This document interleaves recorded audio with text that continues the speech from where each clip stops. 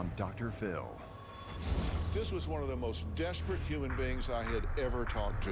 Kelli Stapleton was charged with trying to kill her autistic daughter. You attempted to end both of your lives, and you failed. Epically failed. She claims her daughter's violent fits put her family in danger. Her daughter gets agitated easily. Izzy's aggression was so severe that Kelli suffered brain injuries. She gave her black eyes, a fractured cheek. She would knock her unconscious and then continue to beat her. She was terrified Izzy would kill her. Plus, Do you believe your son can kill you? I know he can. another desperate mom's confession. I was going to drive head-on into the train. You have contemplated killing yourself and your son.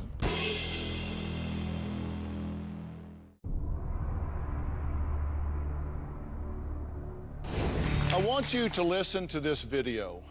Sobbing followed by horrific screams. Billy's upset.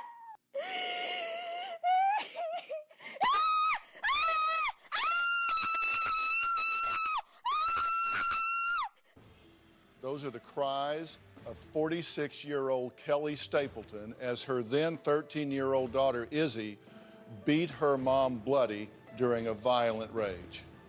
Now, Izzy suffers from what has been diagnosed as a severe case of autism that leaves her unable to control her severe outburst. It has landed her mother in the hospital twice. Now, pushed to the brink, Kelli did the unthinkable. One day last September, she drove Izzy to a deserted area, made her s'mores, and then shut the van doors for what she hoped would be the final time. That day, she attempted to take both her and Izzy's lives. Now, luckily, Kelli and Izzy both survived, but now Kelli sits behind bars facing life in prison for a felony charge of first-degree child abuse. Is this once devoted mother a monster, as some believe, or a mother pushed to the brink by despair? Yesterday, you saw the first part of my exclusive interview with Kelli Stapleton, where she shared her story for the very first time. Today, you'll hear the compelling conclusion to our conversation, and we'll find out how the rest of Kelli's family is coping with this tragic situation. But first, here's what happened yesterday. A Benzie County woman is facing attempted murder charges for trying to kill herself and her 14-year-old daughter. Kelli Stapleton and her daughter Isabel Stapleton were found inside of a van on Tuesday night and unconscious from carbon monoxide poisoning. State police say the 45-year-old Alberta woman tried to kill the 14-year-old girl by placing two burning portable charcoal grills inside a vehicle with the doors and windows closed. All of this unfolding just days after Izzy returned from an autism treatment center. Izzy was put in a medically induced coma. Police say it is possible that Izzy could have permanent brain damage. Kelli Stapleton of Benzie County pleaded guilty to first-degree child abuse. Today's guilty plea means all other charges, including attempted murder, will be dropped. Now a judge must decide her fate. Kelli Stapleton could spend life in prison or get off with time served.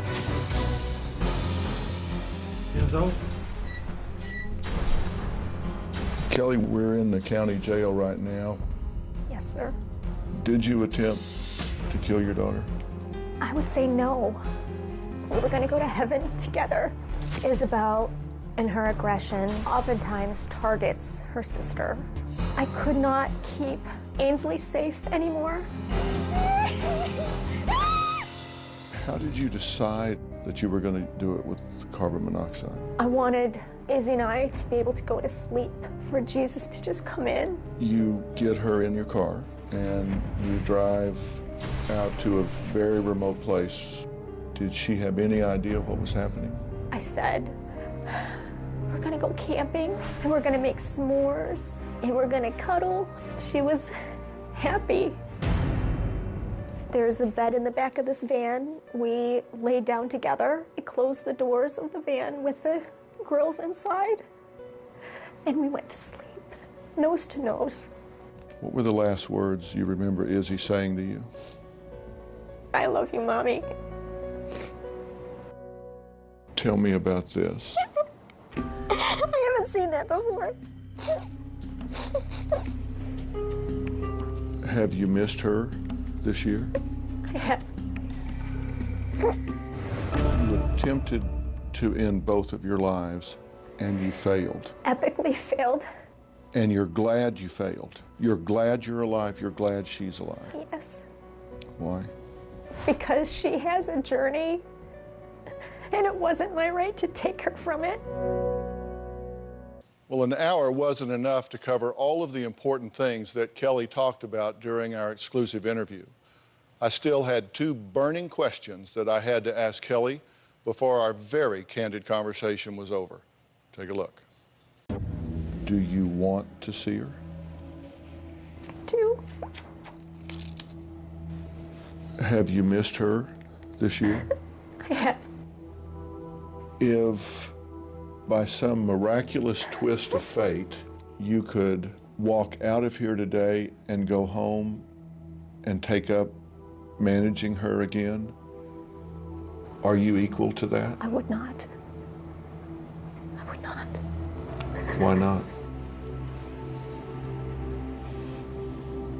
I just cannot do it. I can't watch her suffer. I can't watch the aggression. I can't be afraid for life every moment. I cannot do it. If you were to look Izzy in the eye right now, what would you say to her? That it was always about love. It was always about love. I hurt her. I hurt her. There's not enough medication. There's not enough therapy on this planet to make that okay. You said you believe in heaven, you believe in Jesus. Do you believe in forgiveness? I do. Do you want Izzy's forgiveness? I would beg her forgiveness. Not only did I not take her to heaven, I hurt her. I'm her mother, and I hurt her. I'm not even worthy to beg for her forgiveness. Today we'll see the footage of Izzy when she first got out of the hospital. Plus, how are things going at the Stapleton house now that Kelli is gone and no longer there to take the brunt of Izzy's violence? We'll also talk to another mother who knows Kelli's pain. But before we do that, I want to talk to two of Kelli's best friends, Marlo and Vicky. Take a look as they tell the difficulties they saw Kelli go through. Izzy's autism manifests itself in the sense of aggressive behaviors. She has a difficult time communicating her wants and her needs. Izzy gets agitated easily, and she's very impatient. It's uncomfortable to be around her. One day I called Kelli and she was in the hospital. She said that she was waiting for a scan of her face to make sure that her cheek wasn't broken because Izzy had attacked her. That's when I started to really realize that something was seriously going on with Kelli and Izzy. Kelli couldn't be alone with Izzy. One time she was pushed down the stairs when she wouldn't give in to a demand that Izzy had.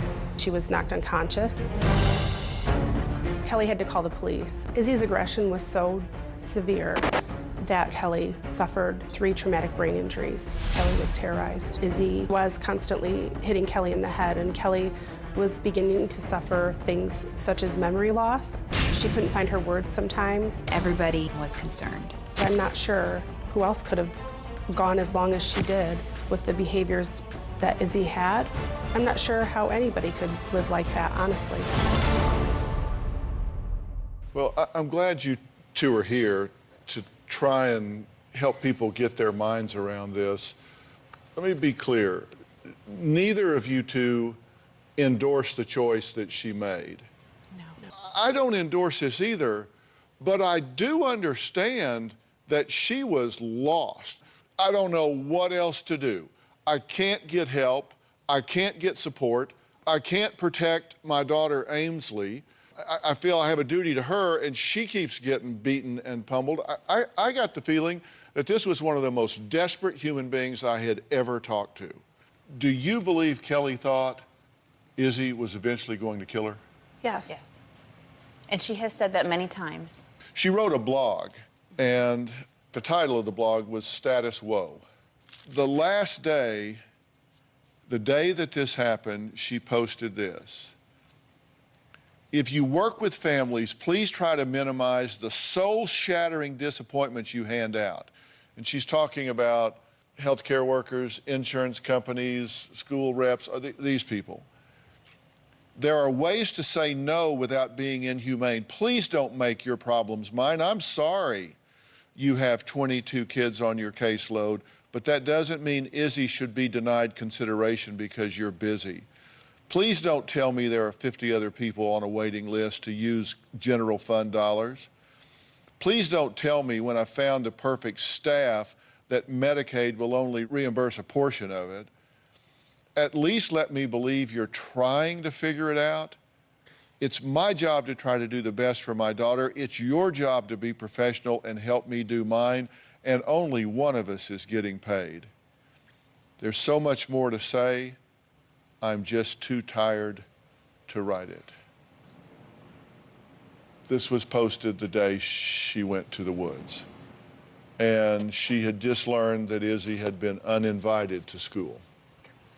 During my interview with Kelli, she revealed that she has not seen or spoken to Izzy since that day that they were in the van. And her good friends Marlo and Vicky have seen Izzy and stay in contact with Kelly's soon-to-be ex-husband, Matt. Here's what they have to say about what's happening with Izzy and the family now. Now that Kelli is out of the house, Ainsley is becoming more of a target for Izzy's aggression. Matt told me about an incident of Izzy attacking Ainsley. It was unprovoked, and she had grabbed Ainsley by her hair. They have an escape plan for Ainsley in regards to Izzy's aggression. If Izzy starts to become aggressive with Ainsley, her escape plan is to lock herself in her room or to lock herself in the car. Their CPS worker testified during a pretrial hearing that she had arrived at the house and found Ainsley hysterically crying, locked inside the car because she was trying to escape Izzy's aggression. Ainsley shouldn't have to live in a house where she's fearful every day. That was part of her fear and reality. She would take these beatings and watch her other daughter take her beatings. What was her reaction? How did she feel about that? Sometimes she would kind of normalize that to a degree and just say, you know, Izzy beat me up again, or we had this, you know, conflict, but it's going to be okay. I'm going to be okay. We're going to move on. But then there were other times when we would talk a little bit longer, and then she would really confide in me about how she felt about it. I mean, she would cry, and those were the times that she felt hopeless. And that's when you started to really be afraid for her. But where we were at this point is understand that, you know, Izzy's aggression as she got older became worse, and Izzy became larger, and this became more of an issue, and Kelli was getting more, you know, it was attacked. Kelli finally found a facility called the Great Lakes Center to get Izzy help. So she's at the center getting help. You would think that Kelli would finally get to relax. She could not, because every single week it was up for debate whether Izzy was going to be sent home abruptly or she was going to get to stay. The whole idea was to integrate her slowly back into the house, and that didn't happen. And what we're seeing in the background here is just that this was constant. Yes. Right? And so the insurance company said, basically, we're not going to further this. It's not being successful. We're going to stop paying. The center said, we can't keep her here if we don't have funding for her. And instead of integrating her slowly back home, they sent her home. That is the weekend before all of this. And they knew a few days before, so they contacted the school to try and, you know, be able to get her in with the teacher there and work on the behavior plan. All of that fell through. So now we have Izzy's coming home. She's not welcome back at school. We know that she's not any stronger than before when she went in. That's where we're at. Let's take a break. When we come back, we're going to meet a woman whose severely autistic son throws chairs at her, knocks over furniture, tears the stainless steel doors off the refrigerator, punches her, pulls her hair, fractured her ankle, chokes her while she's driving, and bites her so badly she wears long sleeves to hide the bruising.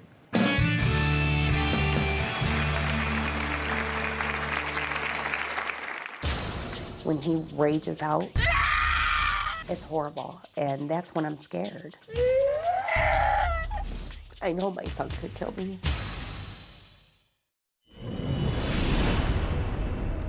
You know, being here in jail, you are away from all of that turmoil.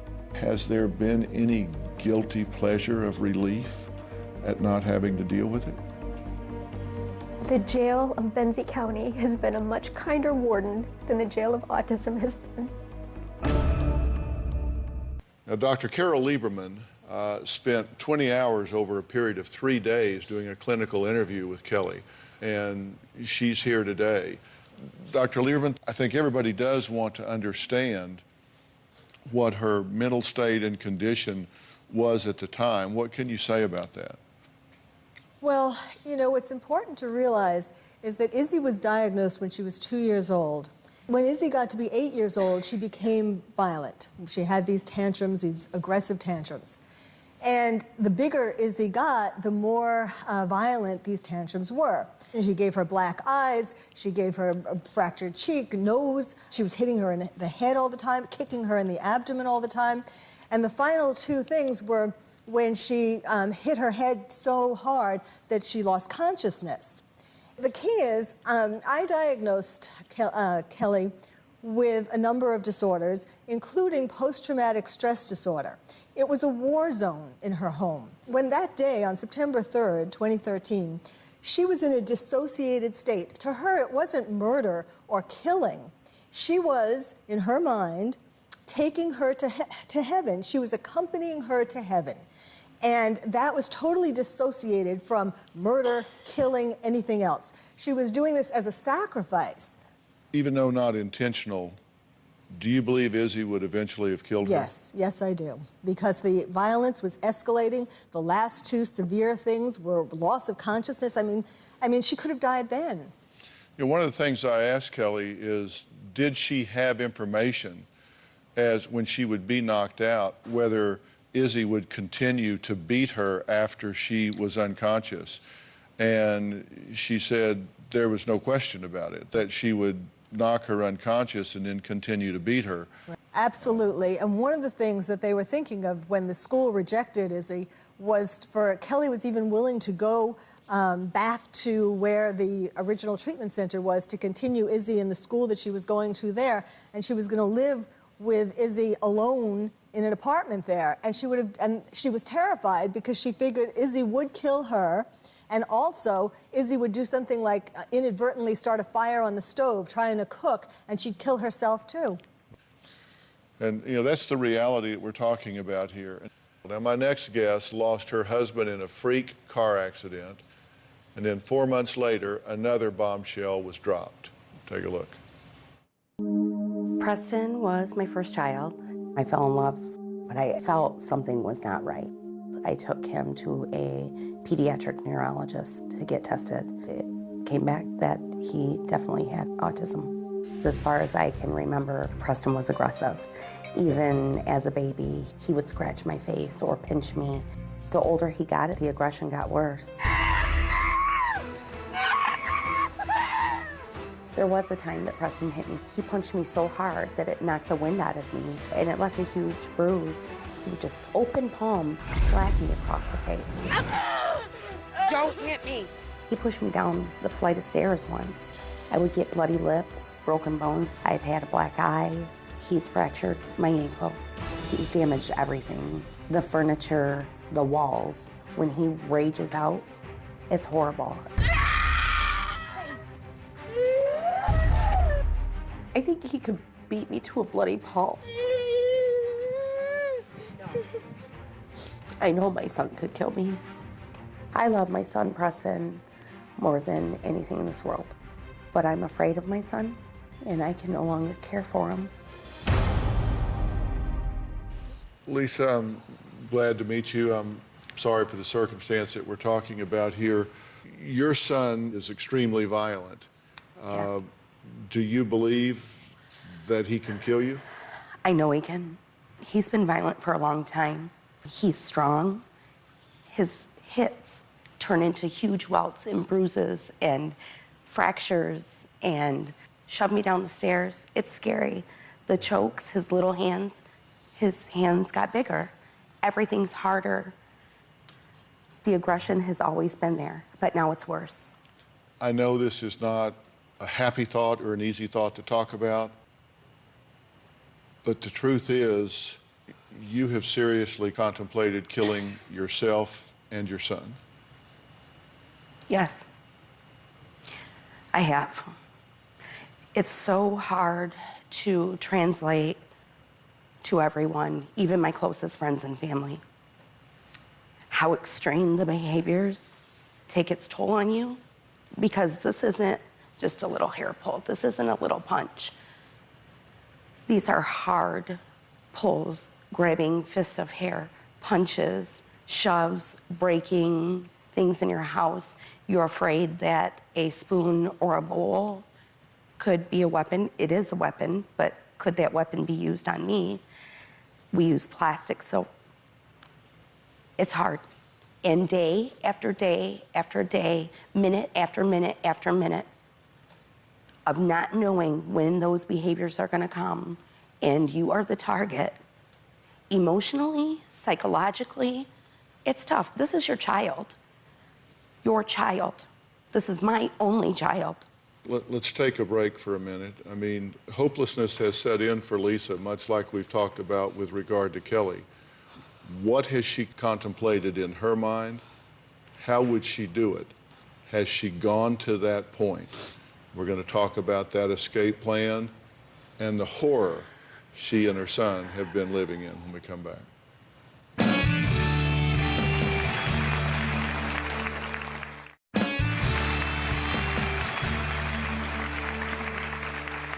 Lisa was living a life of constant abuse with her severely autistic son, Preston.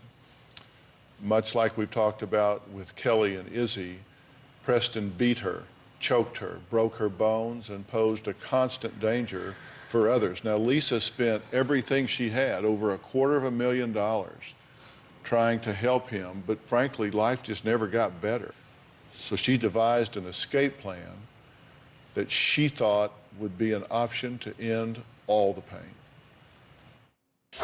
Preston loves trains. Preston likes to go for car rides so many times at night. I just had this vision that I would take him for a car ride at night and just end it. Just end the pain and suffering. I would wait for the train, and when I saw it, I was gonna drive head on into the train, and I was gonna kill myself and my son. So I did go to the train tracks, and I sat there with tears going down my face, and my son was happy, flapping his hands, and the train was gone, and I didn't do it. We went home. Preston finally was accepted to go into a treatment facility, so he's still currently there. I feel like I sent him away. I feel like a bad mom for that. No one can understand the guilt that I have, but if Preston were still home, we would both be dead. I couldn't do one more day, one more hour, or one more minute. I wouldn't just go into, I was in my head at those train tracks. I couldn't do it anymore. I could not do it anymore. We wouldn't be here. Sometimes I still feel like I wish we were just dead, because it's just hard.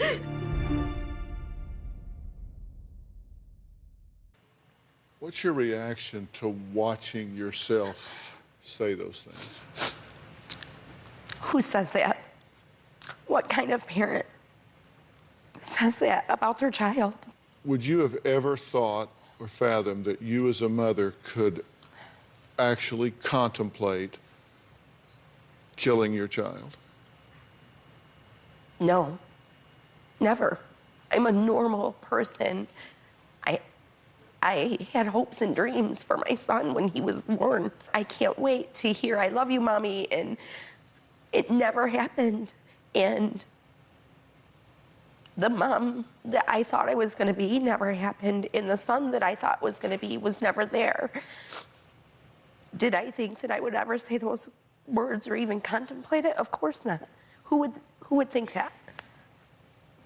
So I assume you weren't shocked when you heard what had happened with Kelli. I was shocked, but it only took 10 minutes for me to, I suppose, come out of shock and say, eventually, if she hadn't, maybe Izzy was going to kill her. And I understood right away. I knew. And I felt really lost and frustrated and angry, never at Kelli, but at the system. You know, Kelli made a comment, the jail of Benzie County is better than the jail of autism. I believe it. I know it. I mean, I've never been to jail, but of course we're in contact and we talk about that often. How jail is better than the day-to-day struggle of autism. Sleep, food, water. No beatings. No beatings. Yeah. No extreme violence by your child. What I want people to do is try to understand the mindset. It is not a rational decision. It is not something that I want you to contemplate. It's not something I want you to do, because there is always that next option, that next alternative, that hope being around the corner. Ending the life of your child, even if you sacrifice yourself in the same act, is just simply not an option. That's just not something that you have the right to do. But that doesn't mean you have to stay in the situation you're in. When we come back, we're going to look at exclusive footage of Izzy after she was released from the hospital, plus how Kelli's husband, Matt, is coping now that he is the only parent in the home with Izzy and the other children.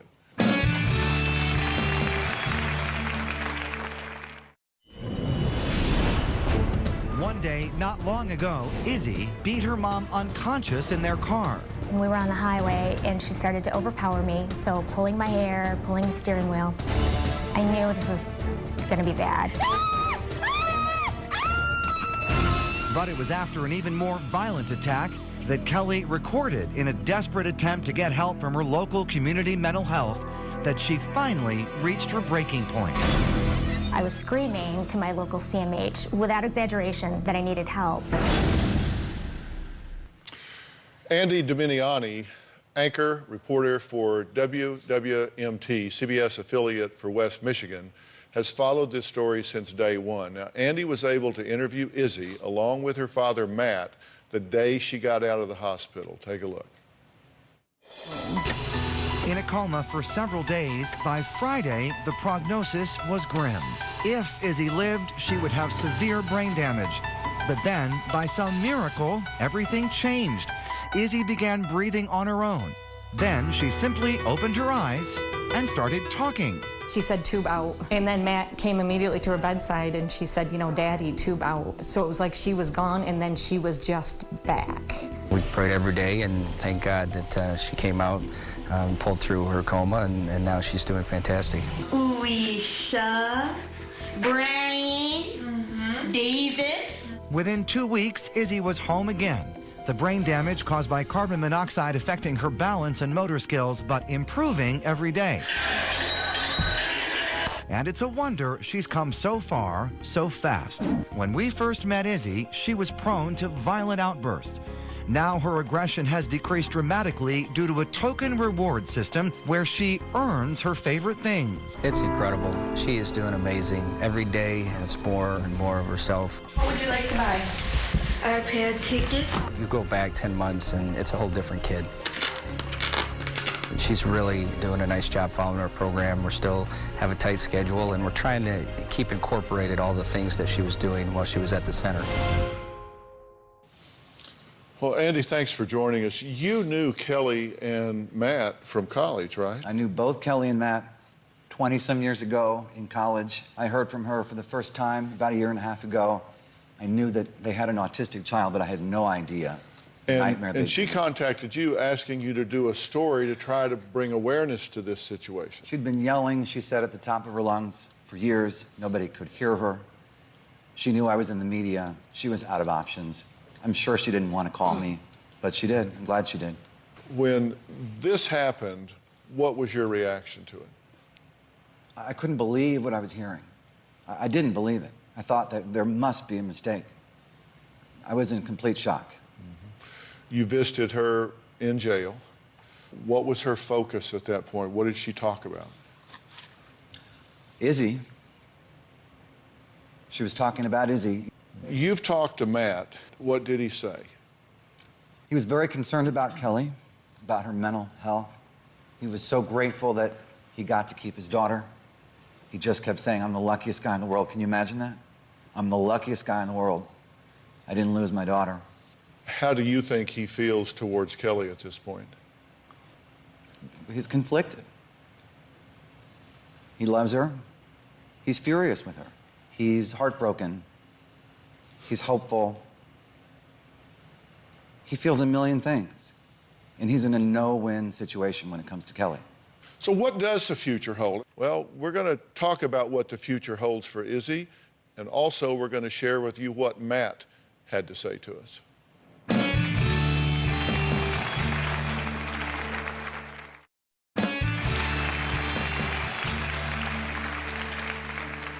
Kelli Stapleton is facing life in prison for a felony charge of first-degree child abuse of her severely autistic child, Izzy. I want to introduce to you now the head of our advisory board, Dr. Frank Lawless.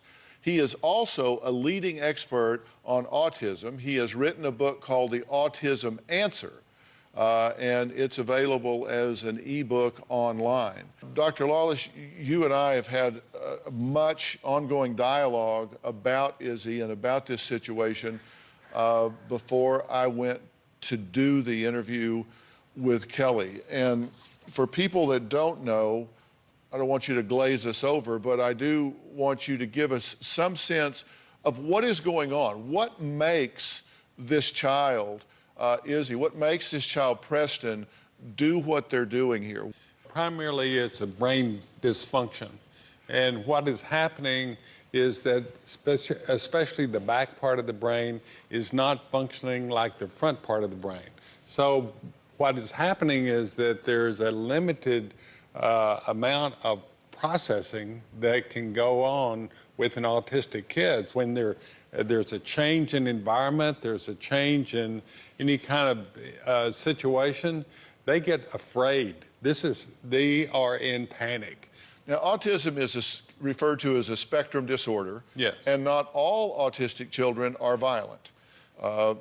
Many are not, then some are. And what this violence may look random, but in fact, it is being triggered, correct? It is absolutely being triggered, and that is the biggest problem in autism, is the emotional control, the emotional management that goes on. All right, and what sort of things, because you say they become very fearful, what sort of things can trigger a Preston or an Izzy to become violent and start thrashing? Well, it can be a lot of things. For example, it can be a food allergy that can come on. It can be basically a change in the environment. It can be a confrontation that might even be very mild, but will basically trigger this frantic explosion of resolve. And once this aggressive explosion stops, they do not have the ability to pump the brakes. They don't have the ability to soothe themselves and quiet themselves down. That's right, and that's the actually lack of research in this particular area has to do with this issue of finding the brakes in terms of dealing with their emotional outlet. Dr. Lawless never even asked us to so much as mention his books, but because this is such a specialized area, the Autism Answer focuses on what parents can and need to know and do in managing an autistic child, wherever on the spectrum they are, whether they're violent or whether they're higher functioning, whatever it might be. Absolutely, and the idea is that this is my quest, is to basically try to educate the parents what they can do at the home. Right. My plan for the family when we come back.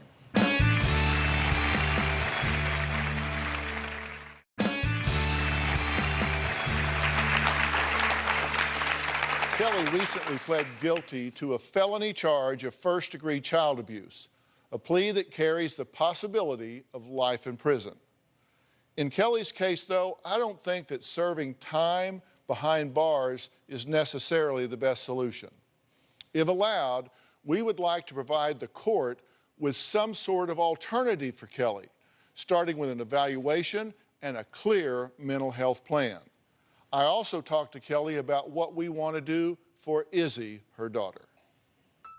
Kelli, we're going to start working real hard to try to get to the bottom of what's going on with Izzy. We want to take her to the P&P Center in Dallas and do a multimodal diagnostic workup and evaluation of her to try to find out everything that's going on with her. And then once we have those answers, then we're going to get those experts to work with all the resources available to come up with a strategy to try to get this young girl some peace in her life. We want her in the home, in the school, in her community, with friends and a life. And so the whole goal is reunification. We're going to get busy on this, and we're going to keep you in the loop every step of the way. Okay? Kelli, I wish you the absolute best. Thank you. Since Kelli's husband, Matt, is now the custodial parent, we offered him a detailed treatment plan for Izzy. We also offered help for Kelli and Matt's other children, McEwen and Ainsley, as they have been through so much in their young lives. We invited Matt to be here today. For a number of reasons he's not, but he did give us a statement and ask us to please read it, and here it is. My apologies, but going out for the filming is not a possibility. I also really think this needs to be Kelli's story. This is her story and about what happened to her. We are grateful for Dr. Phil's generosity in providing help for Izzy. I will certainly work with Dr. Lawless to coordinate these possibilities. As far as the other kids, I appreciate the fact that Dr. Phil would like to help them. This has been a life-changing experience for all three of them and an incredibly delicate situation for the entire family. We want to express our gratitude as Dr. Phil and his medical staff undertake this amazing gesture that will help my family and create awareness for thousands of parents out there. Thank you for your efforts and for going above and beyond. And that's from Matt. So Matt, I totally understand. I thank you. And now, Dr. Lawless, you already have been in touch with Matt. You've had contact, correct? Yes, we had a conversation, and we're planning on a visit to the P&P Center this week. Coming up, what you can do if you were touched by Izzy's story and want to help.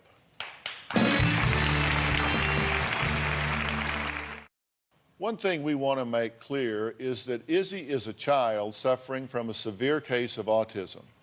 She is not a monster. She is a beautiful child who needs help. As you know, we sometimes give viewers the opportunity to join us in supporting extraordinary causes. I feel like this is one of those cases.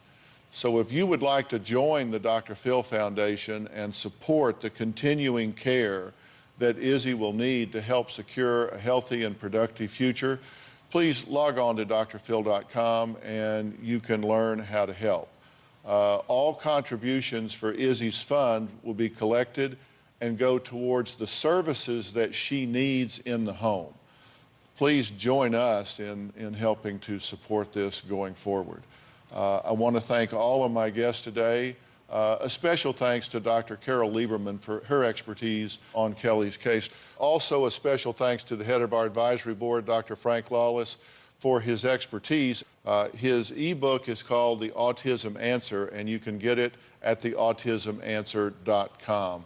I highly recommend it. Special thanks to Andy as well. Andy, thank you so much for being here. He is an anchor reporter for WWMT CBS. That's our affiliate for West Michigan. For more information on today's show, go to drphil.com. Thanks so much for being here. Thanks